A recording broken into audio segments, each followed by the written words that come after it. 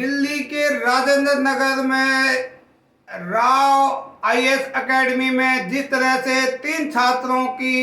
Death हो चुकी है और उसको लेकर पूरे मीडिया में और पूरे देश में इस समय इंस्टीट्यूटों में जिस तरह के सुरक्षा कारणों से जो बहुत सारी कमियां हैं जिनको फॉलो नहीं किया जाता, उसको लेकर पूरे देश में एक तरह से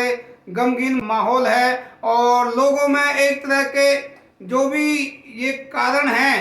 उनके प्रति लोगों में गुस्सा है। और दिल्ली के लोगों में इस तरह का खास गुस्सा देखा जा रहा है कि दिल्ली सरकार और आम आदमी पार्टी और भाजपा के अंदर में जिस तरह का ये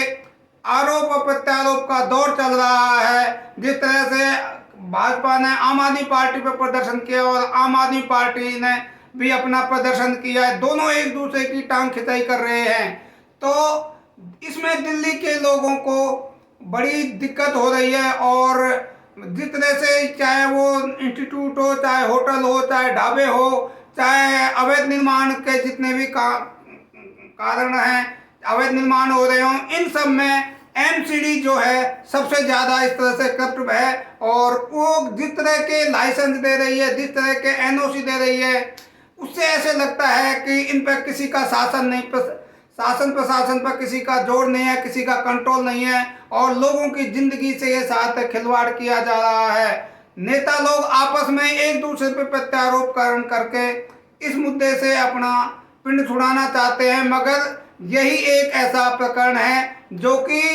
हर मोहल्ले, हर नगर, हर कॉलोनी में इस तरह के ऐसे चीज़ें हैं जहां पर इस तरह की सुरक्षा को नज़रअंदाज किया जा रहा है। अधिकतर कॉलोनियों में जो है ट्रांसफार्मर में उसमें बहुत सारे तार उलझे हुए हैं। अधिकतर जो भी कंस्ट्रक्शन हो रहा है, अवैध कंस्ट्रक्शन हो रहा है, वहाँ पे भी लोग इस तरह के सुरक्षा कारणों पर ध्यान नहीं दिया जा रहा। और जो जितने भी एकेडमी चल रही है, जहाँ जहाँ भी एजुकेशन हब है, वहाँ पे ना अग्निशमन की कोई व्यवस्था है, ना ही कोई अन्य कोई साधन वहाँ पे है।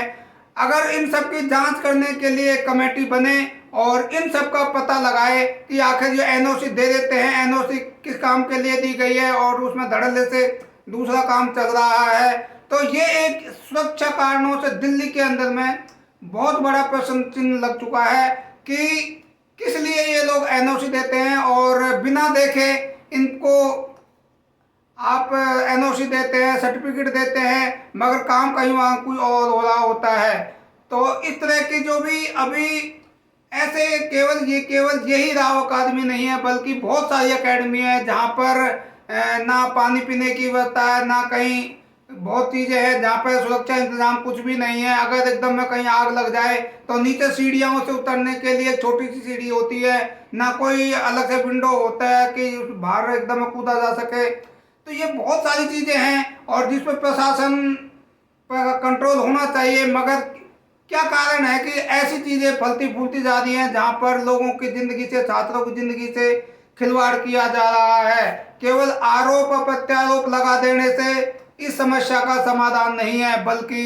इन चीज़ों को लेकर एक मुहिम चलानी चाहिए और जितने भी संस्थाएं हैं, ट्रस्ट हैं, एनजीओ हैं, इन सब मुद्दों को लेकर आगे आना चाहिए। और सलाम दिल्ली भी इस मुद्दे को आगे चलकर